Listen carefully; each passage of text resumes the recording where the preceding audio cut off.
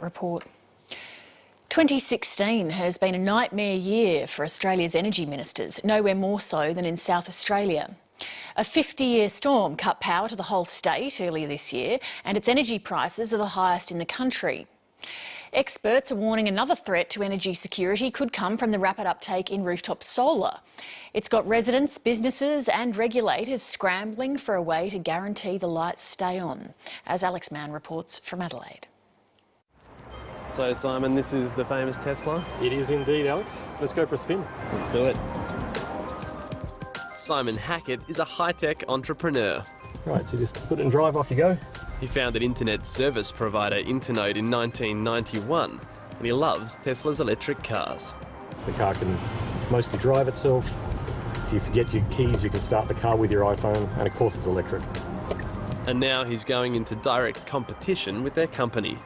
Tesla is a very disruptive company, and I see in that, I guess, an inspiration for me to be disruptive as well, and for other people around us to be disruptive.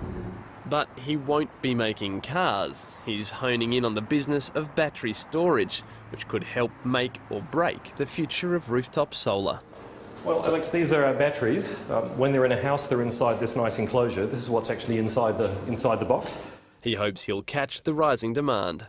We're seeing demand now that's just starting to go mad. It's just starting to show signs that we're about to enter a decade of enormous demand to install batteries alongside PV. And now we've got requests also about, gee, can I use a battery to keep the house going when the power fails? South Australia is in the dark tonight, with power out across the state. Extreme weather's damaged critical parts of the electricity network. Darkness stretched across South Australia in September this year when storm winds toppled transmission lines.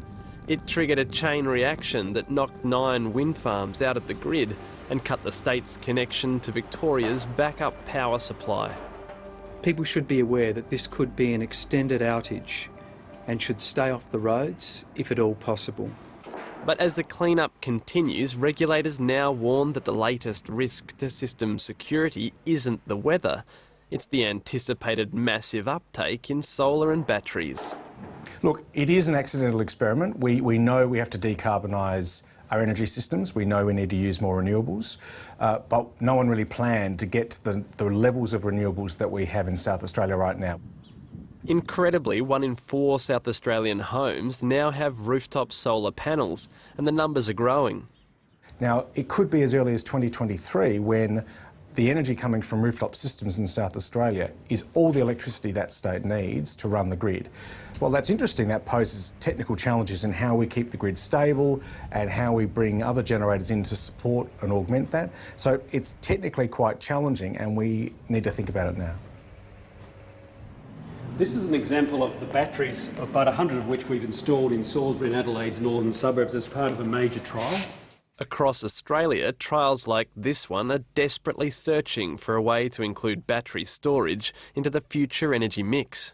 We're trying to see if we can actually avoid investing in more network capacity in the area. Instead of spending $3 million upgrading the network, we'd like to see whether customers investing in batteries and solar could mean we could actually avoid that investment and therefore reduce over the long-term prices for customers.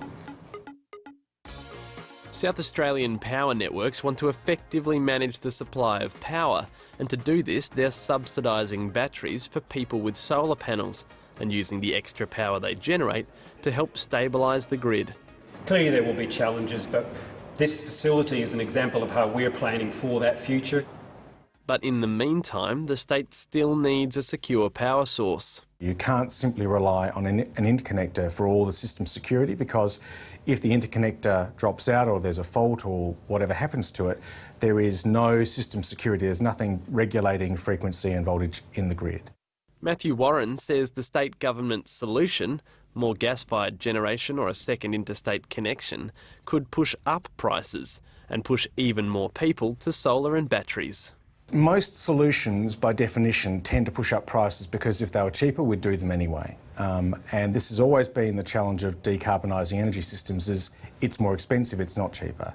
And you may get some short-run benefits of running extra supply, but once you lose the large thermal generators like we have in South Australia, then we see prices increase, and the cost of new infrastructure further increases cost. In the short term, the withdrawal of coal-fired generation will potentially leave a supply gap in the market that's required to be met by other forms of generation. The South Australian government's been criticised for its over-reliance on renewable energies, but they point the finger at the federal government, saying that without a national framework, they're powerless to make meaningful changes. What we're attempting to do here is undertake regulatory tests, investment decisions on the basis of there being no national policy on renewable energy and energy policy.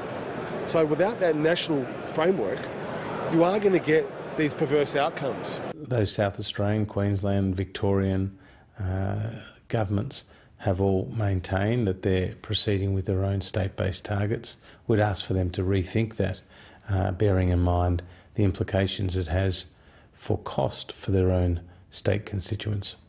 The federal government has commissioned its chief scientist to look into energy security. We're doing a review in 2017. We'll see if those settings are right. But right now they seem to be working, and if the state government's got a complaint, that maybe it needs to look in its own backyard. While the blame game rages on, Australia's transition to rooftop solar is gathering pace as consumers across the country decide to go it alone. I think all regulators and all governments necessarily play catch-up for a while when there's an enormous technology shift, and this is a huge shift happening. This is a huge empowering shift for consumers in having much more control over their energy security and over their energy production. So buckle in for the ride and be prepared to adapt as consumers drive you to adapt. Alex Mann reporting.